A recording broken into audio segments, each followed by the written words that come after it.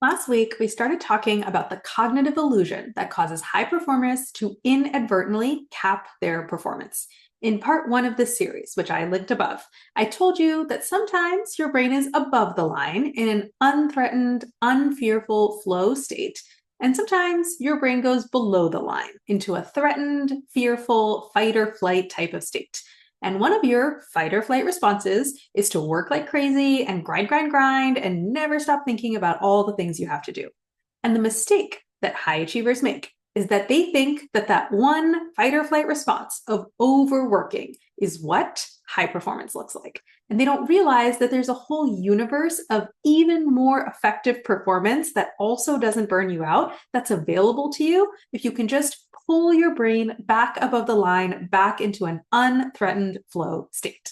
I also told you in part two of this series, which I've also linked above, that it is 100% normal for your brain to get stuck below the line sometimes.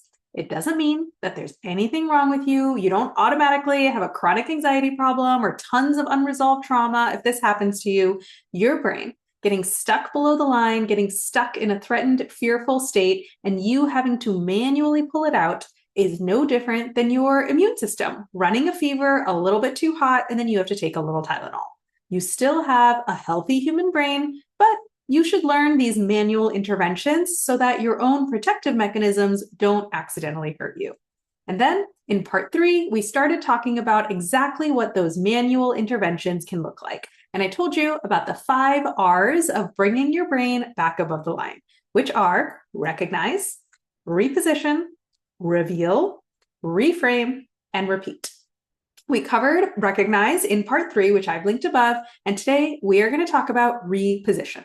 So once you recognize that your brain is below the line, you are probably going to be in a big rush to pull it back above the line. Me too, I totally get it. Not only does it feel pretty crappy to be in fight or flight, but once you even know that your performance is worse when you're in fight or flight too, you can be like, brain, get back above the line so I can just do good work. Stop holding me back. But before you jump in and start hauling your brain back above the line, first, I want you to reposition. And here's what I mean by that. I'm showing a little graphic on the video, so if you're listening to the audio, come watch the video so you can see what's floating next to me. So there's a bunch of stuff that's happening inside your brain, right? When your brain is below the line, there's probably a nasty voice talking to you, telling you how terrible you are. There's all kinds of feelings and sensations that are going to be surging through your body. And what ifs and worst case scenarios are probably playing out like a movie that you can't turn off. But where are you relative to all that stuff? Your usual position relative to all the stuff happening inside your brain is right in the middle of the action. If all those thoughts and feelings are a storm, you are getting drenched in the rain. If all those thoughts and feelings are a river, you are being carried along by the riptide. And when you recognize that your brain has gone below the line, that the gentle rainstorm has turned into a Category 5 hurricane, or that the placid river has turned into a raging flood, the first thing I want you to do is reposition yourself.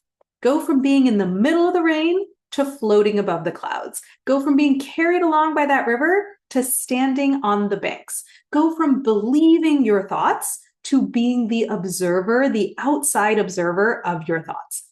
This is a mental muscle movement that you can practice. If I told you, focus all your attention on your left hand, you'd be able to do that.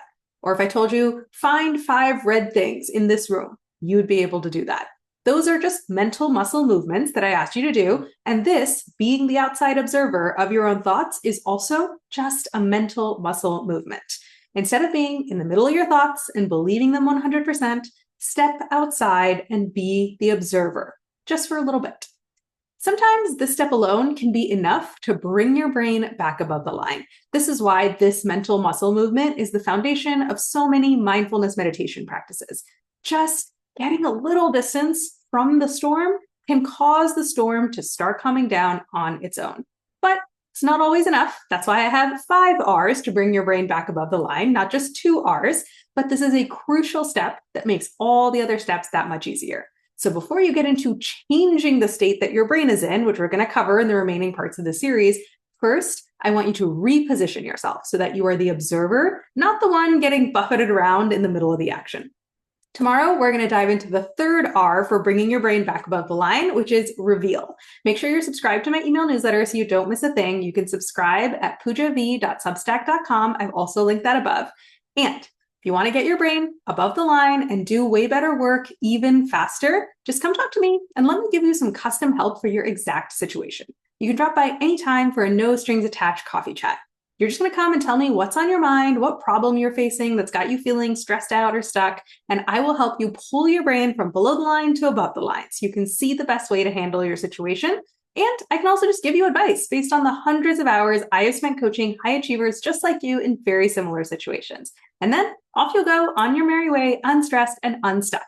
The link to book a coffee chat is above. Or you can also book a consult call and we can map out what a full coaching engagement might look like. Because I can pull your brain from below the line to above the line one time in an hour, but I can't teach you the whole toolkit for doing that consistently and repeatably in just 1 hour. But I can teach you that over the course of a coaching package. And the sooner you learn this skill, the sooner you are going to create the life and the career that you want, one that feels as good on the inside as it looks on the outside. So let's start today. The link to book a free consult call is above. Or if you're listening on Instagram, all the links are in my bio. Or if you're listening on the podcast, all the links are in the episode description.